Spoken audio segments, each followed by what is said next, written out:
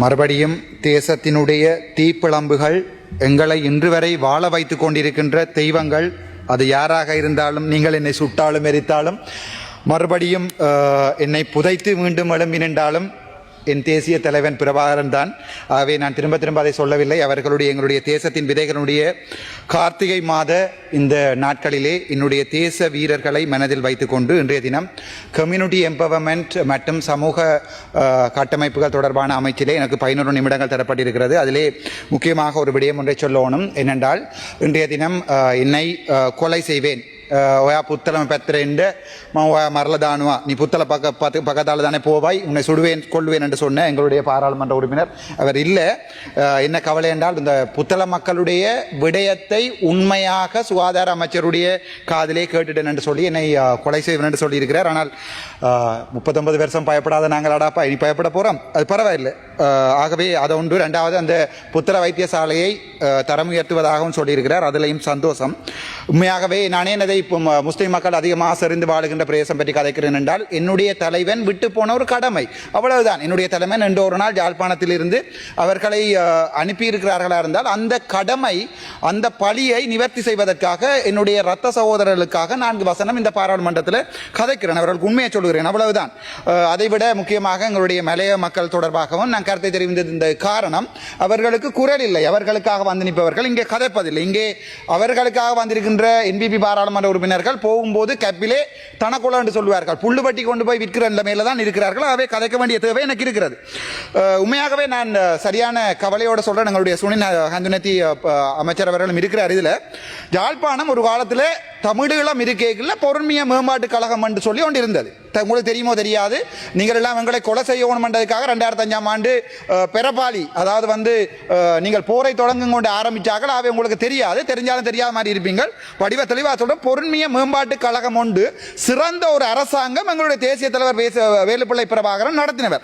அதிலே சகல கட்டமைப்புகளும் இருந்தது, எங்களுக்கு பேங்க் இருந்தது, எல்லாம் இருந்தது, விவசாய துறந்தது, சகலையும் பத்திருந்தாங்க.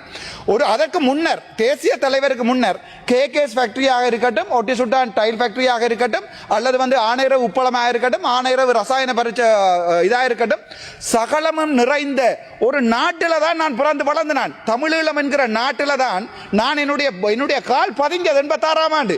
ஆகவே இப்போது உங்களை நான் தயவு செய்து இருகரம் கூப்பி கேட்கிறேன், தயவு செய்து வடக்கு மாநிலத்தில் இந்த முறை நான் சகலதையும் படிச்சு பார்த்துட்டு தான் கதைக்கிறேன். போன முறை எங்களுக்கு சான்ஸ் இருந்தது, இதுல 2 வீதம் இருக்கு, 3 வீதம் இருக்கு, டிரைவர் வீதம் இருக்குன்னு சண்டை பிடிக்கிறதுக்கு. இந்த முறை ஒன்றுமே இல்லை. இதுல நீங்கள் போட்டுக்கிற இந்த பட்ஜெட்டை நான் அக்குவர் ஆணிவர், நான் இந்த மெடிசின் புத்தகங்களை கூட இப்படி வாசிச்சது இல்லை, ஒவ்வொரு பக்கமா வாசிச்சிருக்கிறேன். வடக்கு மாநிலத்துக்கு ஒன்றுமே இல்லை. என்னத்தை பற்றி கதைக்கிறேன்னு தெரியாம இருக்கிறதால நான் இந்த விடயத்தை சொல்றேன். ஆகவே பொறுமைய மேம்பாட்டு கழகம் வச்சு அரசாங்கம் நடத்தின தமிழினம் இன்றைக்கு இவர்களுடைய பிச்சைக்கு, கிரவுண்டுக்கும் இவர்கள் போடுகின்ற பாஸ்போர்ட் ஆபீஸுக்கும் பின்னால் அலைகிறது என்றால் அந்த ஒரு கவலையான நிலைமையா இருக்கு. ஆகவே வடக்கு மாநிலத்தில் தயவு செய்து கொஞ்சம் நீங்கள் வாருங்கள், நாங்கள் உங்களை சப்போர்ட் பண்றோம், உங்களுக்கு டிசிசி மீட்டிங்ல எல்லாமே உதவி செய்யறோம், நீங்க செய்ய வேண்டிய வேலைகளை நாங்கள் செய்து தரோம், உங்களை சுட்டி காட்டுறோம். பிள்ளைகள்ல இங்க பிள்ளைகளை சுட்டி காட்டுறதால நான் பெரியவன் நீங்க சிறியவன்ற விட நான் சிறியவன், வயதிலையும் இருக்கும், அரசியலை சிறியவன், உங்களுக்கு நாங்கள் உதவி செய்யறோம். வாங்கொண்டு கேட்கின்ற போது கூட இல்லை வேண்டாம் என்று போட்டு உங்களுடைய கடற்தொழில் அமைச்சர் மாதிரி யாராவது 2 பேரை கூட்டிக் கொண்டு வச்சுக்கொண்டு டிசிசி மீட்டிங்கள் எப்படி நடத்துவது என்று தெரியாது, அதுக்கு ஒரு சர்க்குலர் இல்லை, அதுக்கு நான் இங்க வந்து கதைச்சு 27 போட்டு அப்புறம் தான் சர்க்குலர் மாத்தினீங்கள். நான் இன்றைக்கும் உங்களுக்கு சொல்றேன், தேசிய ஒரு அரசாங்கத்தை விழுத்தி இன்னொரு அரசாங்கத்தை ஆரம்பிச்சு அதெல்லாம் ஒரு தனிப்பட்ட பாராளுமன்ற ஒரு சுயேட்சை குழுவில் வந்த எனக்கு அந்த தேவை இல்லை. ஆகவே தயவு செய்து வழங்கிக் கொள்ளுங்க. இன்னும் 4 வருடம் உங்களுக்கு இருக்கிறது. இந்த பட்ஜெட்ல இல்லாட்டிலும் அடுத்த பட்ஜெட்லயாவது தயவு செய்து ஏதாவது வடக்கு மாநிலம், ஏன் நாங்கள் வடக்கு மாநிலம் கேட்கிறோம், ஏன் கிழக்கு மாநிலம் இதவாதம் இல்லை, எங்களுடைய பாதைகளையும் எங்களுடைய வைத்தியசாலைகளையும் எங்களுடைய சந்தைகளையும் சுனில் கஞ்சனத்தி அமைச்சர் எல்லாம் வந்து பார்த்த நீங்கள் ஆகவே நீங்கள் அதில் பார்த்தா பிறகும் அதுக்கு ஒரு எக்ஸ்ட்ராவா ஒரு அடிஷனலா நீங்கள் ஒன்று செய்யலாண்டா கவலையா இருக்கு. மற்றபடி உங்களோட இந்த கோபமோ இல்லாட்டி உங்களை பொய்யர்கள் என்று காட்டுவதோ இந்த தேவையும் எனக்கு இல்லை. அதனால தான் நான் அந்த விடயங்களை கதைக்கிறேன். வடக்கு மாநிலத்தில் அபிவிருத்தி கண்டு போன முறை 5000 மில்லியன் ஒதுக்கினீங்கள், சந்தோஷப்பட்டு நாங்கள் எல்லாரும் என்ன பேசுகளை ஜனாதிபதிக்கு கூட நான் வாழ்த்து சொன்னான். அதுல இந்த முதல் கூட கர்ஷன நாணய சொல்லிருக்கார், அர்ஜுனாவுடைய முகத்தில் இருக்கிற சந்தோஷத்தை பாராட்டு கூட தன்னுடைய உரையில கதைச்சிருக்கிறார். ஆனால் அந்த 5000 மில்லியன்ல எத்தனை வீதத்தை பாவிச்சேன்னு சொல்லுங்க.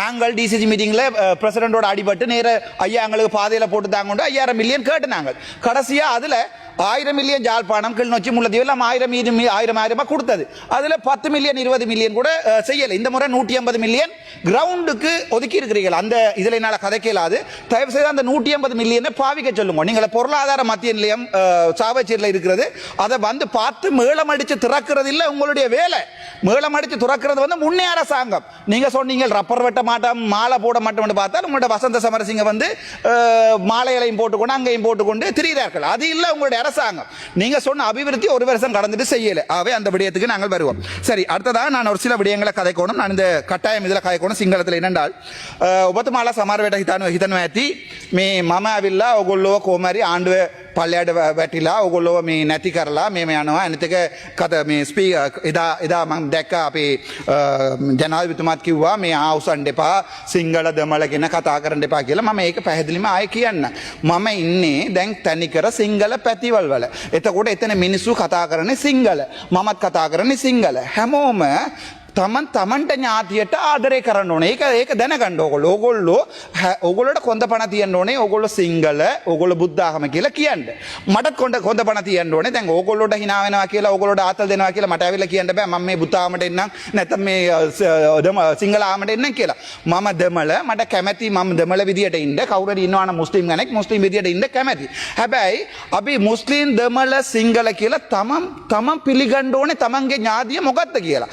ඊට පස්සේ තමා ඒ අතුලේ අපිට කරන්න පුළුවන් කතාව හරි අපි ඔක්කොතු වෙලා ඔයා සිංගල අපි පිළිගන්නවා ඔයා දෙමළ මම පිළිගන්නවා ඒ නිසා අපි සිංගල දෙමළ මුස්ලිම් ඔක්කොම එකතු වෙලා මේ රට හදමු කියලා පිටරට ගියා ඒ රටවල් වල තියෙන හැටිය අපේ රට තියෙන හැටිය දැන් මේ කතාව සමහර වෙලාවට බලන් ඉන්න මිනිහා සමහර වෙලාව වීලක ඇතුලෙන් පොඩි ෆෝන් එක විතරයි බලාගෙන ඉන්නේ එතුමාලාගේ ජීවිතේ කවදාවත් වෙනස් වෙන්නේ නැහැ ඒක දැනගන්න මේ වගේ ආයෙ බොරු කරලා ඔබතුමාලා කිව්වා නිර්ජන බන්දියේ ඕගොල්ලෝ මේවා කරනවා කියලා අන්තිමට ඕගොල්ලෝගේ බඩ බලන්න ඕගොල්ලෝ නිර්ජන බන්දියේ වගේද ඕගොල්ලෝ බඩ තියන්නේ නෑ ඕගොල්ලෝගේ කාර් එක තියන්න මේ මම නමත් එක කියන්නේ මම වගේ අවිල්ලා මේ පාර්ලිමේන්තුවේ මගේ අපේ පිල්ලයාර් දෙයියෝ වගේ එළියට යනවා කවුරුද හතරෙන් පස්සේ ඕගොල්ලෝ කනවා බොනවා අඩියක් ගහනවා ඔක්කොම කරනවා අන්තිමට ඕගොල්ලෝ කැප්පුත් ඕනේ හැබැයි ගෑගන්න එපා බබා කවුරු හරි බබා ගෑ ගන්නවා මම හිතන්නේ කවුරු හරි කිරිපොත දෙන්න මේ කරුණා කරලා ඔයගොල්ලෝ මේ යන්න සල්ලි අරගෙන සල්ලි කොරකම් කරගෙන එළිය යන්න ඒක අවුලක් නැහැ